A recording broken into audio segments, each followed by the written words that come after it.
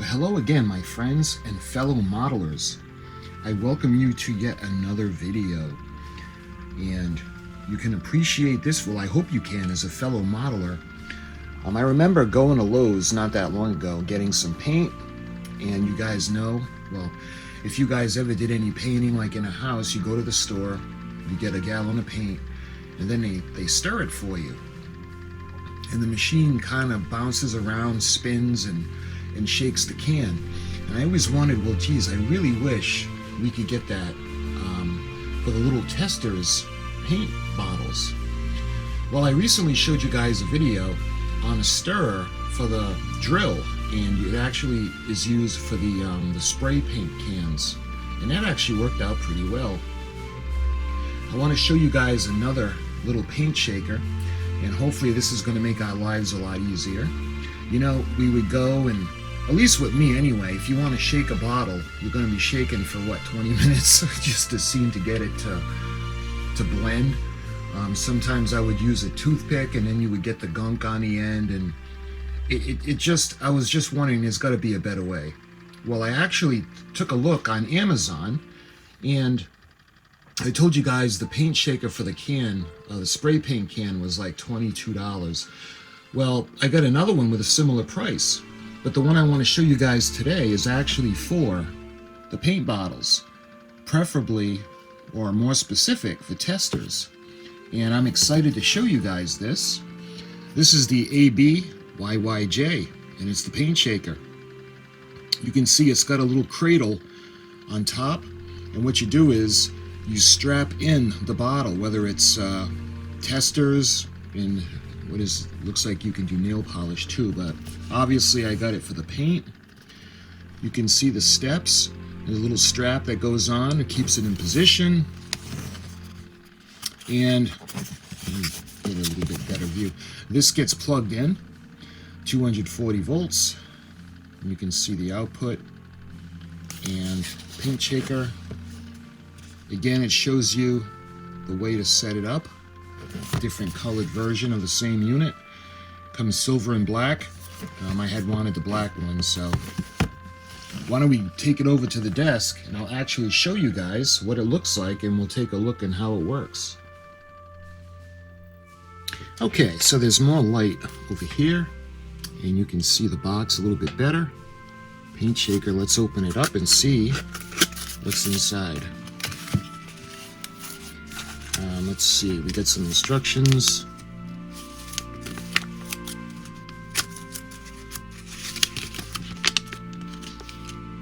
What's this? Visit our Facebook page. You can see the airbrush and the little symbol. And I got this from Joy Start Tools. Alright, the instruction manual. Thanks for purchasing our paint shaker. The paint shaker has been designed for shaking paint, ink, and other liquid. Please read the instruction manual carefully and thoroughly before operating the tool to get the best performance. And you can see the specifications. Let's see. Set the shaker to uniform, preferably on a smooth surface. If it vibrates when it's working and the suction cups can't fix the shaker on the work surface, soak the suction cups of your shaker with a small amount of water, and of course that increases the suction. Press the shaker tightly on a flat surface. Before placing the paint container on the shaker, be sure to close the paint tightly, of course. Gently place the paint can on the paint rack. Grasp the lasso, grab a protruding point of the latch, stretch the lasso a little, use it to fasten the paint can, and grab a suitable hole on the other protrusion of the sleeve.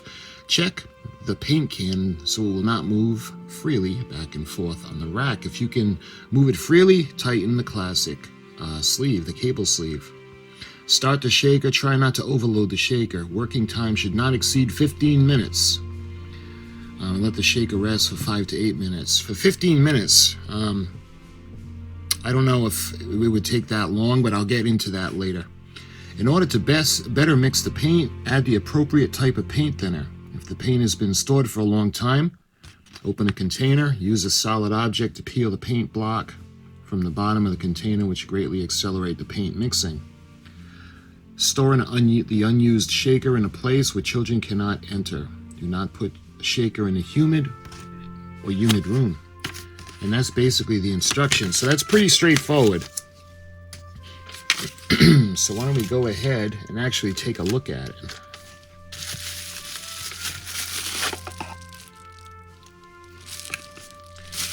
Alright, so you can see the plug. And let's look at the unit itself. This is a really great idea. This is going to save a lot of paint. This is the straps that they were talking about. You can see how you'll put this end right here. That'll go in. Just like that. We'll wrap it around and we'll tighten it. And you can see a little on and off button. And like they were saying, you got the little feet, suction cup feet, that'll keep it on the surface. Because when this shakes, it's gonna move. All right, so why don't we plug it in, and I'll tell you what we're going to be using for an experiment. You take the plug and you simply insert it into the power area, the power supply, plug it in. And let's put it on for a quick test. Just like that. Okay. All right, now what we're going to be using is the silver. And specifically what we're using this for is we're doing the USS Enterprise, and this is the rebox, the reissue of the long box. And what we did was we're lighting the ship, and we're using the lighting kit from the model of the 25th anniversary of the Enterprise A. You can see when you look, we have all the buttons, the electronics, and we've got the photon torpedoes and the phasers. Photon torpedoes and phasers. And what I did was I painted the base black, and I liked the space background to try to match what was on the box. Anyway, we're doing the Enterprise. So for the Enterprise, we're doing the nacelles right now, and the pieces for them are the cooling radiator pipes that come out at the ends, and these sections go underneath the Bussard collectors, and we're going to be painting these. So what I think I want to do is we'll take one off and we'll clean it up. Actually, while we do that, why don't we go ahead. This is the paint that I'm going to use. I'm going to use the silver because that's what's on the box. And you can see how it cradles in, like so. And now what we're going to do is we're going to actually take, let's do that first so it doesn't fall. We're going to take one of the straps. We're going to wrap it around like that. We're going to put the jar in. And the instructions say to stretch it, not too much, but we want to get it where it's not going to move freely. And you can see that's pretty good. So why don't we give it a little shake? Just like that.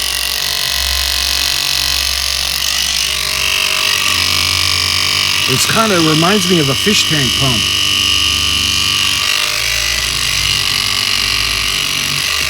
Let me see if we can put it on something.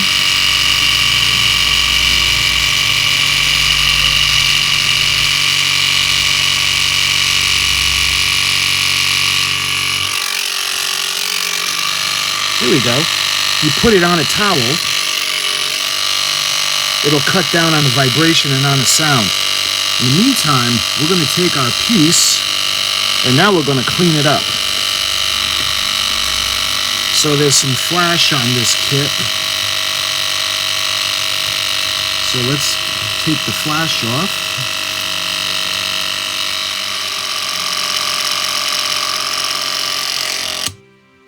All right, let's give it a little check.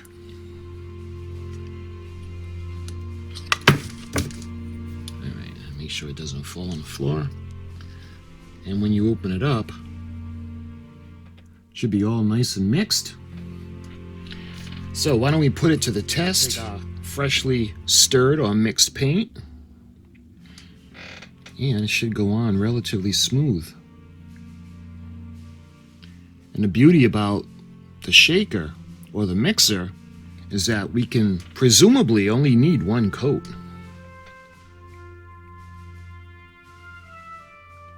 So we're going to make sure we get all of it covered, just like that. So that's looking pretty good. And you can see it's nice, even, nicely mixed. It's going on even. The color looks really good. It all looks uniform. All right, so we got some thinner. And we'll do a test because this one has been sitting obviously for a very long time. You can see how it's all separated. But first, I mean, this looks like as bad as it can get. And I want to see how this is going to work. So when we open it up, you can see it's pretty grungy. So what I think we're going to do is we're going to put a little bit of the thinner in, and we're going to hopefully restore the paint and save it. So I got a specific little eyedropper that I'll use. We'll take some of the thinner, and we'll put a few drops in.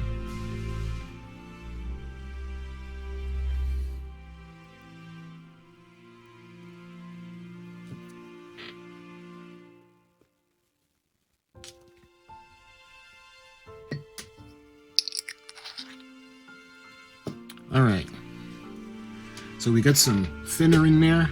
Hopefully it'll make everything loosened up and it'll remix some of the paint. So now what we got to do is we're going to put this on, and let's put the seatbelt on, just like that, and put it on.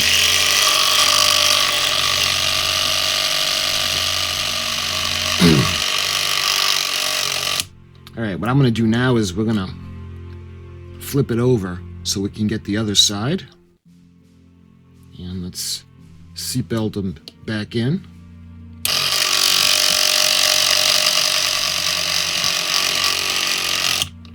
All right, been a few minutes.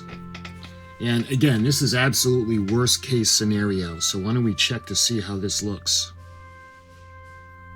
Wow. Look at that. This was unusable. Why don't we take our brush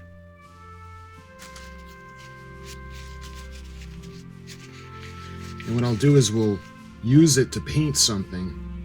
Why don't we paint one of the trees? So we'll paint the parts tree. So let's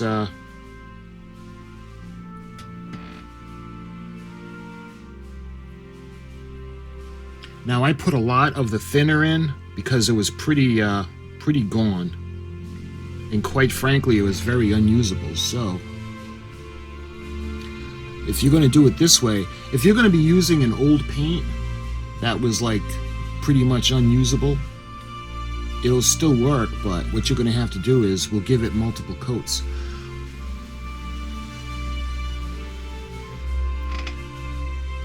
Hopefully you guys can see that. I mean, this was unusable, and it turned unusable paint into usable paint. And you guys, fellow hobbyists, you know this stuff is expensive. They don't give these tiny little jars away. With the shipping and everything, you could pay as much as $7 or $8 per little bottle. That's why I like getting the box set, unless I need a specific color. But that was pretty good. That worked pretty well. Again, this was totally unusable. And when this dries, we could put another coat on and it'll be just like you need it for. So let's put that back into the thinner. So that worked pretty well. And it was just for a couple of minutes. I didn't have it on that long. So if you would have left it on longer, it might have shaken a little bit more of the thicker parts loose, but this was unusable, and this turned it into usable paint. So why don't we go ahead, and for the last demonstration, we'll take a look at the paint that's separated, and we'll see how it does. So we'll put the seatbelt on and put it on.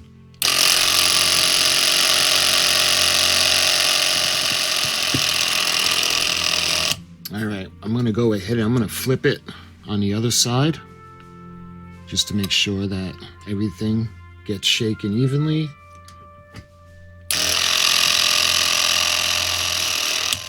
Okay, so it's been a couple minutes.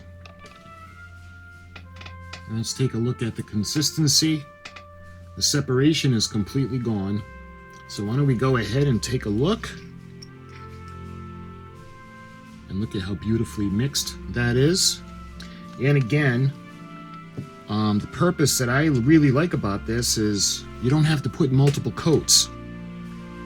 So the better the paint is mixed, the less coats you have to put. So let's put it on the parts tree. I'm using the parts tree as a reference or experimental piece of plastic. You can see how nicely that's going on.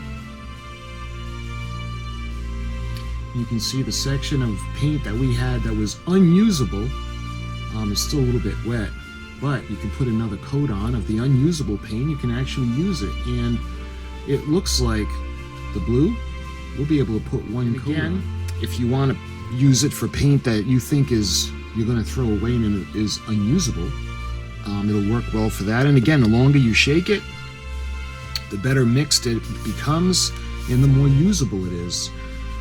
Like they had said though, don't run it for more than 15 minutes. So that's a long time to shake paint, but I only did it a couple minutes and the results look pretty well. So maybe 5 minutes, let it rest, flip it over, do the other side for 5 minutes for something that's been sitting a really long time. Maybe the same thing if it's paint that's been really old. So before throwing your paint out, guys, and spending all that money, get one of these, put some paint thinner into the little jar, and then see if it works. What do you got to lose? This is relatively inexpensive. This one I think was $18. You really can't beat that. And the results look pretty good. So my friends, thank you for watching. I hope this helped you. And mixing your paint and your paint needs, you can see it's starting to dry and it looks good. It's even. And those of you that are interested, like I said, I got a playlist for the lovely lady, the USS Enterprise. This is the long box reissue. But my friends, thank you so much for watching. And until my next video, I'll talk to you soon.